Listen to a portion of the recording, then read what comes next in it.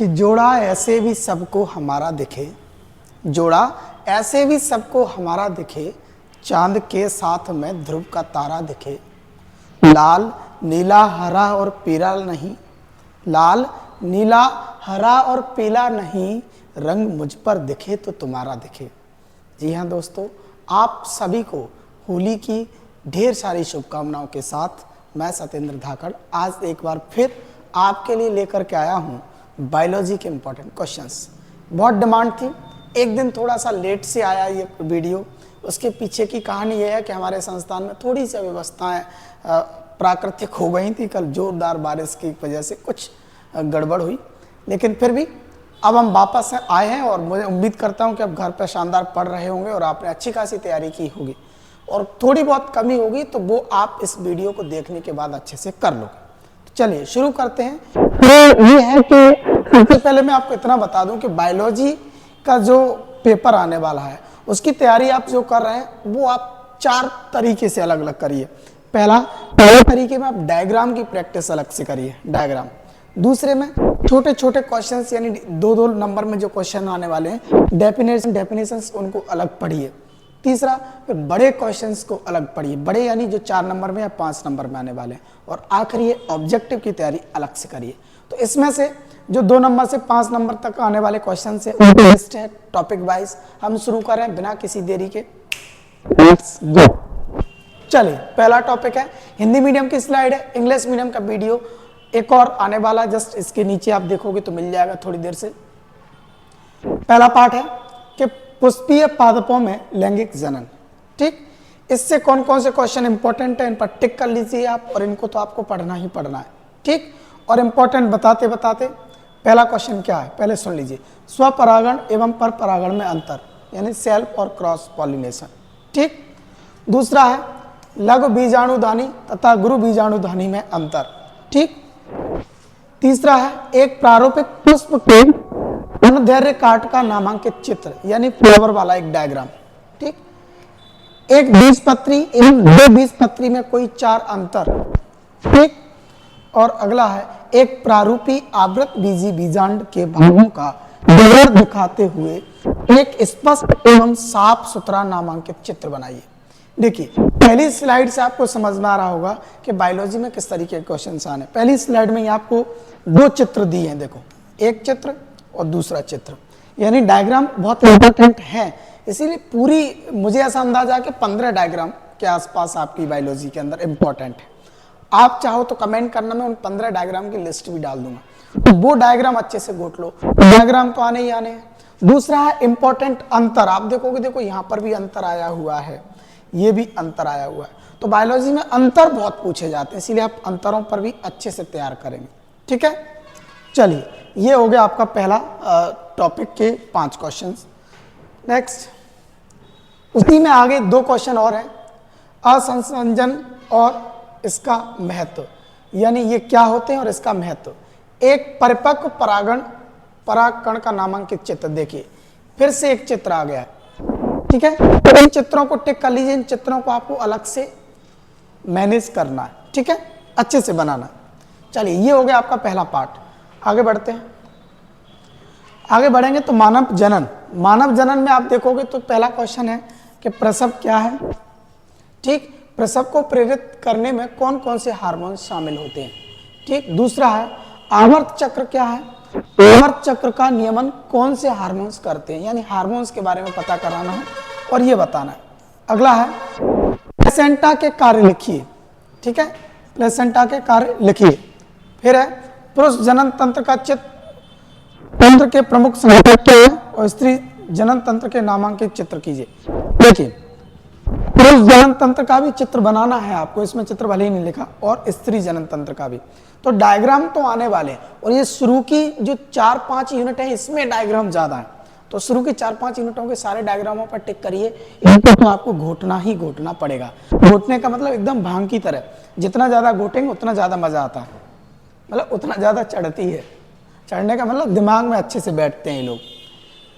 Next unit है मानव जनन। मानव जनन में फिर से आगे अगला उसी यूनिट में अगला क्वेश्चन है, क्या है वही चल रहा है। वृषण तथा अंडाशय के बारे में प्रत्येक के दो दो प्रमुख कार्यों का वर्णन कीजिए। यानी वृषण और किसका, अंडाशय, इन दोनों के दो दो कार्य आपको बताने। अगला है मनुष्य के वृषण के अनुप्रस्थ काट का केवल नामांकित चित्र बताइए। यानी फिर से एक चित्र आ गया, देखिए, ठीक है, वृषण के अनुप्रस्थ काट का। अगला है मानव अंडाशय की अनुप्रस्थ काट का नामांकित चित्र। यानी देखिए अंडाशय और वृषण दोनों के कार्य बताने थे, फिर दोनों को आपको क्या बताना है, दोनों को आपको चित्र बताना है। ठीक, ग्राफी पुटक का एक नामांकित आरेख बनाइए, इसका भी फिर से चित्र बनाना है। क्या कारण है कि मनुष्य के वृषण उदर गुहा के बाहर स्थित होते हैं? एक रीजनल क्वेश्चन है। तो आप देखोगे इस पूरी पीडीएफ में पहले वाले पीपीटी में 3 चित्र हैं और 2 मात्र क्वेश्चन है। ठीक है, तो शुरू की जो 3-4 यूनिट है उसमें डायग्राम इंपॉर्टेंट है, डायग्राम ही करना पड़ेगा आपको अच्छे से। ठीक है बाबा, नेक्स्ट देखिए मानव जनन में, ये थोड़ा सा लंबा पार्ट है और बड़ा है, आगे बढ़ रहा है। क्या शुक्राणु जनन क्या है? इस प्रक्रिया के नियम में शामिल 2 हार्मोन्स के नाम लिखिए। अगला शुक्राणु का नामांकित चित्र। नंबर ऑफ क्वेश्चन इसीलिए बढ़ रहा है क्योंकि पहले हम किसी चीज को परिभाषित कर रहे हैं, फिर दूसरे क्वेश्चन में उसका चित्र बता रहे हैं। अगर हम चाहते तो इसको छोटा कर सकते थे कि भाई शुक्राणु का इसी में लिख लेते कि चित्र बनाइए, तो क्वेश्चंस कम हो जाते। तो क्वेश्चंस बढ़ रहे हैं, तुमको आप गलती से भी ये ना सोचें कि क्वेश्चंस ज्यादा हो रहे हैं। ठीक, क्वेश्चन ज्यादा हो रहे हैं तो क्योंकि टॉपिक तो वही है, एक एक करके पढ़ रहे हैं, अपन आगे बढ़ते हैं। अगला पुरुष की सहायक नलिकाओं एवं ग्रंथियों के प्रमुख कार्य लिखिए। ठीक, अगला है अंडजनन क्या है? अंडजनन की संक्षिप्त व्याख्या कीजिए। नेक्स्ट है मां के दूध को नवजात शिशु के लिए सबसे अच्छा क्यों माना जाता है? ये रीजनल क्वेश्चन हो गया। तो इतने सारे क्वेश्चन है आपके कहां से? मानव जनन से।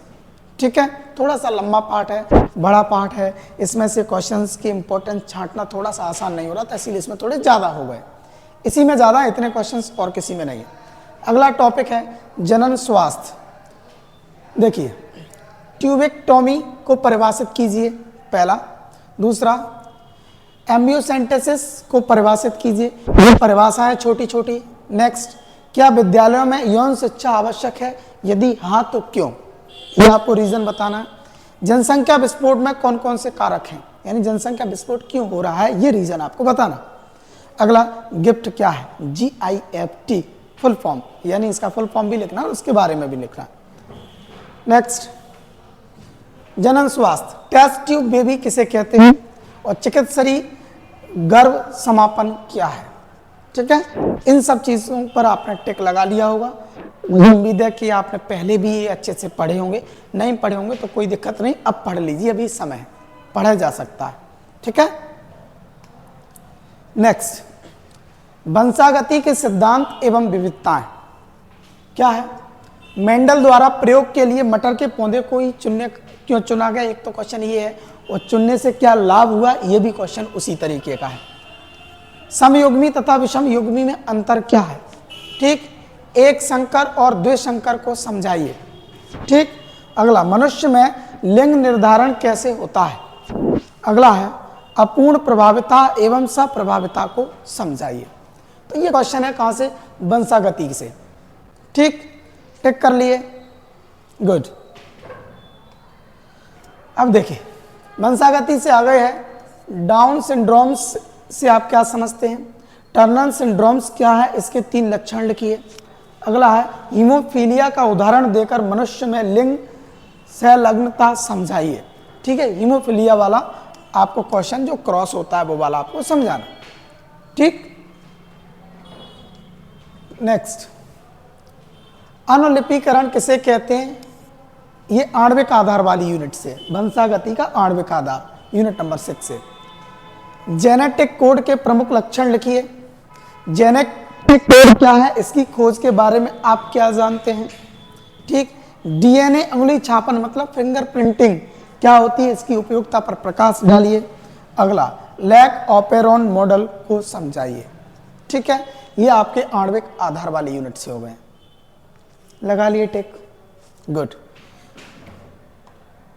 आपको यकीन नहीं होगा लेकिन मैं आपको बता दूं, ये PPT बनाना, इनको मेंटेन करना और आप तक पहुंचाने में वाकई एकदम गजब की मेहनत हो रही है। सारे टीचर मेरे अलावा मेरे आसपास जितने भी थे तो सब मस्ती में घूम रहे हैं बिंदास। हम आपके लिए यहाँ मेहनत कर रहे हैं, तो इसका आउटपुट आप वहाँ से दे रहे हो। थोड़ा सा और अच्छे से हमारी मदद कीजिए, लोगों तक इन चीज़ों को पहुँचाइए। हम पहुँचेंगे तो हमें अच्छा लगेगा। वंशागति के आणविक आधार में अगला क्वेश्चन है, डीएनए द्विगुणन को समझाइए। अगला है डीएनए और आरएनए में अंतर समझाइए। नेक्स्ट है डीएनए से आरएनए के निर्माण की क्रियाविधि का वर्णन कीजिए। ठीक, नेक्स्ट विकास। विकास मतलब डेवलपमेंट, ग्रोथ। पहला है प्रजाति की स्पष्ट परिभाषा देने का प्रयास करें। ठीक, दूसरा है वायरस क्या है, जीवन की उत्पत्ति में इसका क्या महत्व है। अगला है ऑक्सीजन क्रांति क्या है, समझाइए। फिर और नेक्स्ट है समजात अंग से आप क्या समझते हैं, समझाइए। फिर नेक्स्ट है समवृत्ति अंग किसे कहते हैं, समवृत्ति अंग किसे कहते हैं। ठीक है, टिक्ड, गुड। अनुवांशिकी एवं विकास। ठीक, यानी ये उसी में टॉपिक में चल रहा है। समजात एवं समवृत्ति अंग में अंतर, पहले इन दोनों को डिफाइन किया, फिर दोनों में अंतर हो गया। यानी अलग से क्वेश्चन नहीं है, आप पहले पढ़ चुके होंगे, वही है। लैमार्कवाद एवं नम लैमार्कवाद में अंतर लिखिए।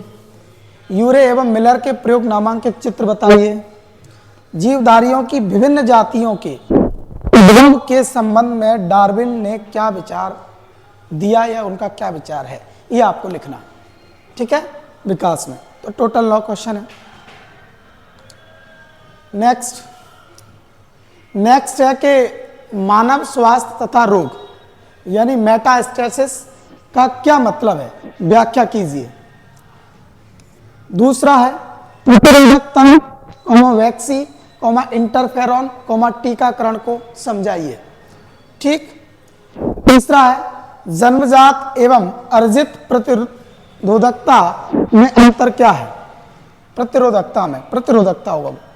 एनर्जन क्या है, एनर्जी किस प्रकार उत्पन्न होती है। ठीक, नेक्स्ट बेटा कोशिका एवं टी कोशिका क्या होती है, बेटा कोशिका एवं टी कोशिका क्या होती है। ठीक है, नेक्स्ट देखिए मानव स्वास्थ्य तथा रोग, इसमें सहज और उपार्जित परिरक्षा एवं सक्रिय और निष्क्रिय प्रतिरक्षा को समझाइए, एक क्वेश्चन है। अगला है प्रतिरक्षी अणु का स्वच्छ नामांकित चित्र बनाइए। नेक्स्ट है HIV एड्स क्या है, इसकी रोकथाम के लिए कोई 4 उपाय लिखिए। और नेक्स्ट है प्रतिजनन क्या है, सामान्य लक्षण लिखिए। ठीक है, ये हो गया आपका यूनिट नंबर 8। टिक्ड। नेक्स्ट मानव कल्याण में सूक्ष्मजीवी, यूनिट नंबर 10। पहला क्वेश्चन है बाहित मल से आप क्या समझते हैं, बाहित मल हमारे लिए किस प्रकार से हानिप्रद है। नेक्स्ट है प्राथमिक तथा द्वितीयक बाहित मल उपचार में अंतर लिखिए। ठीक, फिर नेक्स्ट है खाद एवं जैव उर्वरक में कोई 3 अंतर लिखिए। ठीक, फिर और नेक्स्ट है जैविक ऑक्सीजन मांग किसे कहते हैं। फिर नेक्स्ट है जैव उर्वरक किस प्रकार से मृदा की उर्वरता को बढ़ाते हैं। ठीक है, टिक कर लिए आपने, बिना किसी देरी के, बिना आपका टाइम बर्बाद किए। मैं बहुत फास्ट काम कर रहा हूँ सिर्फ इसीलिए क्योंकि आपका समय कीमती है। मुझे मालूम है आपके पास समय नहीं है, एग्जाम एकदम सर पर ही है। अगला क्वेश्चन है बीटी क्या है, यह किस प्रकार के कीटों के प्रति प्रतिरोधकता उत्पन्न करता है, समझाइए। ठीक है, आपको अच्छा लग रहा है। बहुत सारे बच्चों के मैसेजेस मेरे पास आ रहे हैं कि सर आप बहुत अच्छी मेहनत कर रहे हो, हमारे लिए सपोर्ट कर रहे हो। अच्छा लगता है मुझे। आप वीडियो पर भी कमेंट किया करो कभी कभार। ठीक है, वहाँ अच्छे कमेंट करते हो तो मुझे वाकई और ज़्यादा अच्छा लगता है, क्योंकि अपना वीडियो आगे आगे तक जा रहा है। आप लोगों के प्यार मोहब्बत से एक वीडियो की रीच लगभग 7-7, 8-8 हज़ार तक जा रही है, रीच पहुँच रही है। तो व्यूज़ इन देख रहे हैं अपन 1000-1200 के प्लस पहुँच रही है, तो अच्छी बात, अपने लिए कम नहीं, और अपन इतने में खुश हैं। ठीक, जैव प्रौद्योगिकी, पहला PCR का संक्षिप्त में वर्णन करना है। दूसरा है प्लाज्मिड DNA और गुणसूत्रीय DNA में अंतर लिखना है आपको। DNA और RNA में आपको अंतर लिखना है। एक्सोन्यूक्लियस और एंडोन्यूक्लियस किसे कहते हैं, इसमें आपको अंतर लिखना है। जीन अनुवांशिकी अभियांत्रिकी किसे कहते हैं, औद्योगिक एवं चिकित्सा के क्षेत्र में इसका क्या महत्व है, ये आपको लिखना है। ठीक, तकनीक क्या है, इस तकनीक के उपकरण का नामांकित चित्र आपको बताना है। ठीक, तो ये हो गया प्रौद्योगिकी सिद्धांत एवं प्रक्रम से। नेक्स्ट, उसी में एक है प्लाज्मिड क्या है, इसके प्रकार लिखिए, छोटा सा। ठीक, नेक्स्ट, उपयोग में जाना है प्रौद्योगिकी और उसके अनुप्रयोग में। तो पहला है जीएम फसल पर संक्षिप्त को समझाइए, जीएम फसल को संक्षिप्त में समझाना है। नेक्स्ट है यूजेनिक्स किसे कहते हैं, यूजेनिक्स की उपयोगिता को आपको लिखना है। ठीक, नेक्स्ट है परजीवी जीवाणु क्या है, किसी एक का उदाहरण देकर समझाना है, सचित्र यानी उसका चित्र भी बनाना है। नेक्स्ट, जीन चिकित्सा क्या है, एडेनोसिस एडिनेसिस एडीए की कमी का एक उदाहरण देते हुए चित्र वर्णन करना है। जीन चिकित्सा क्या है, जीन चिकित्सा वाला। ठीक, स्पाइरुलिना के आर्थिक महत्व को लिखिए, स्पाइरुलिना क्या है उसका आर्थिक महत्व आपको लिखना है। ठीक, नेक्स्ट देखिए, उसी में मोनोक्लोनल एंटीबॉडी क्या होती है, इसका उपयोग लिखना है। समझाइए बायोपायरेसी या बायोपोटेंट किसे बोलते हैं। अगला है फॉरेंसिक विज्ञान क्या है, फॉरेंसिक विज्ञान में डीएनए फिंगरप्रिंटिंग की विधि को समझाना है। फॉरेंसिक विज्ञान क्या होता है, डीएनए फिंगरप्रिंटिंग की विधि को आपको समझाना है। ठीक है, लगाते जा रहे हो, गुड। ये आपको तैयार भी करना बेटा, 2 दिन का समय है आपके पास, पेपर कम है और कर लिया होगा, लेकिन आप अच्छे बच्चे हो। जीव एवं समष्टियां, पहला क्या है, समष्टि एवं समुदाय में क्या अंतर है। दूसरा क्या है, जंतु संप्रेषण में कोई 5 उदाहरण दीजिए। ठीक, तीसरा क्या है, निम्न में अंतर कीजिए। पहला परजीविता एवं सहजीविता, दूसरा सहजीविता एवं सहभोजिता, सहजीविता एवं सहभोजिता। और अगला क्वेश्चन है निर्मृग पौधों में पाए जाने वाले अकारकीय अनुकूलन को लिखिए। ठीक, तो ये हो गया जीव एवं समष्टियों से। नेक्स्ट, पारिस्थितिकी से, पहला अपमार्जक एवं अपघटक में क्या अंतर है। दूसरा जीवोम एवं परितंत्र में क्या अंतर है। तीसरा पारिस्थितिक तंत्र के जैविक घटकों के नाम लिखिए। चौथा निम्न में अंतर लिखना है, चारण खाद्य श्रृंखला एवं अप्रदन खाद्य श्रृंखला। अगला उत्पादन एवं अपघटन, और अलग है ऊर्ध्ववर्ती यानी शिखरांश व अधोवर्ती पिरामिड में अंतर। ठीक है, और नेक्स्ट है निम्न को समझाइए, खाद्य श्रृंखला एवं खाद्य जाल। दूसरा है लिटर यानी करटक एवं अपर्दक। नेक्स्ट है प्राथमिक एवं द्वितीयक उत्पादक। आगे है पारिस्थितिक तंत्र में ऊर्जा के प्रवाह को लिखिए। ठीक, और नेक्स्ट है पोषण स्तर क्या है समझाइए। और आखिरी है खाद्य श्रृंखला का वर्णन कीजिए। ठीक है, आखिरी हो चुका है। तो ये इतने सारे क्वेश्चन हैं, मैं उम्मीद करता हूं कि आपने टिक कर लिए होंगे। अच्छे बच्चों की तरह आप इसको पढ़ेंगे, और पढ़ने का पैटर्न मैंने आपको बताया है कि अंतरों को आप अलग से पढ़ें। अंतर अंतर अंतर हर यूनिट में आप पूरी बायोलॉजी में से अंतर छांटोगे तो जितने भी, जैसे पता चला 20 निकलते हैं तो 20 को अलग पढ़िए, वो अच्छे से याद हो जाते हैं जल्दी। ठीक, उसके बाद 14-15 आपके पास, 14-15 भी नहीं निकलेंगे, मुझे ऐसा लगता है 10 से 12 डायग्राम निकलेंगे। 10 से 12 डायग्राम उनको अलग से प्रैक्टिस कर लीजिए। ठीक, फिर छोटे छोटे टॉपिक है ना, ये किसे कहते हैं, किसे कहते हैं, किसे कहते हैं, ये छोटे छोटे, उनकी एक अलग लिस्ट बनाइए या उनको अलग से याद कर लीजिए। फिर बचेंगे कुछ वर्णन वाले क्वेश्चंस, उनको अलग पढ़ लीजिए। यानी बायोलॉजी को 4 सेक्शन में डिवाइड करिए। चारों सेक्शन में से क्या है, कुछ कठिन है, कुछ आसान है। आसान क्या है, चित्र बनाना आसान है। आप बोलोगे सर कैसी बात कर, हमसे तो बन ही नहीं रहे। आपने साल भर बिल्कुल नहीं बना, इसीलिए नहीं बन रहे आपसे। ठीक है, लेकिन फिर भी चित्र तब बनाइए जब मन नहीं लग रहा तो चित्र बनाइए। ठीक, और जब मन बहुत अच्छा लग रहा है तो छोटे छोटे क्वेश्चन है ना, उनकी डिटेल याद कीजिए।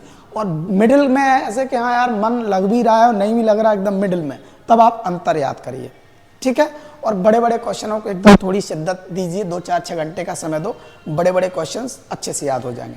उम्मीद करता हूँ आपको ये वीडियो पसंद आ रहा होगा और अच्छा लग रहा है, लगना ही चाहिए दोस्त, हम आपके लिए मेहनत कर रहे हैं। तो बढ़िया शानदार अच्छा सा कमेंट करो, लाइक करो, शेयर करो, दोस्तों तक पहुँचाओ और पढ़ते रहो बिंदास।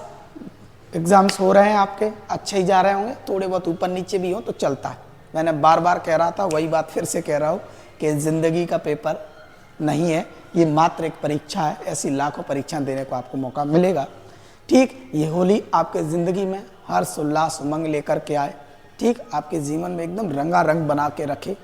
और भगवान से यही दुआ है कि आप खुश रहें। Thank you.